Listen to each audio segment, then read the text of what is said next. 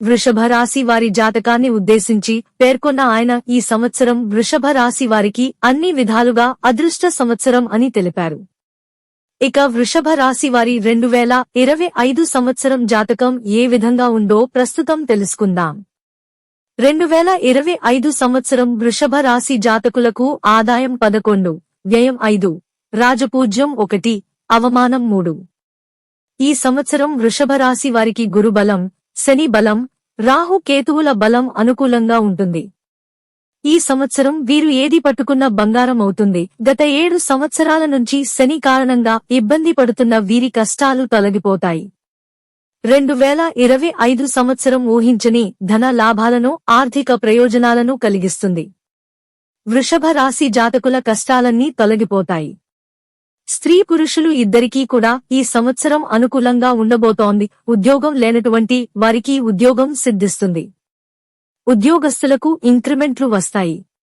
విద్యార్థులకు ఉత్తీర్ణత శాతం పెరుగుతుంది. కాంపిటీటివ్ ఎగ్జామ్స్ లో మార్కులు ఎక్కువగా వస్తాయి.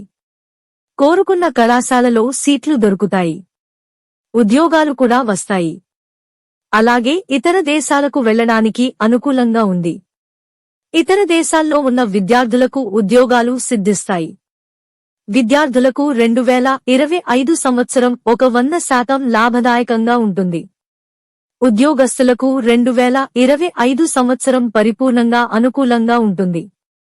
పై అధికారుల యొక్క మన్ననలు పొందుతారు. సంఘంలో, సమాజంలో మంచి పేరు వస్తుంది.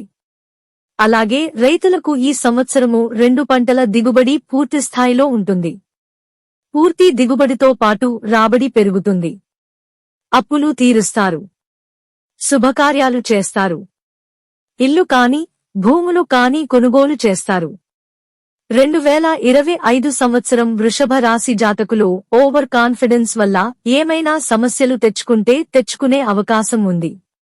తప్ప వృషభ రాశి జాతకులకు 2025 సంవత్సరం పూర్తిగా అనుకూలంగా ఉండేటువంటి సంవత్సరంగా భావించాల్సి ఉంటుంది.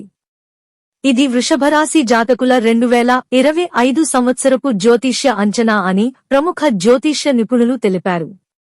వృషభ రాశి వారు పాటించవలసిన పరిహారాలు: శుక్ర గ్రహాధిపతి అయిన వృషభ రాశి జాతకులు కుంభకోణంలోని కోమలవల్లి తాయారు సమేత సారంగపాణి ఆలయం, పెరుమాళ్లవారి 108 దివ్యదేశాల్లో 3వదిగా పరిగణించబడుతోంది. ఇంకా మహాలక్ష్మీ దేవి ఇక్కడ కొలువై ఉండటం వల్ల వృషభ రాశి జాతకులు దోష నివారార్థం ఈ స్థలాన్ని సందర్శించడం మంచిది. ఈ ఆలయంలో పెసరపప్పు, బెల్లం, నెయ్యితో చేసిన పదార్థాన్ని ప్రసాదంగా అందిస్తారు.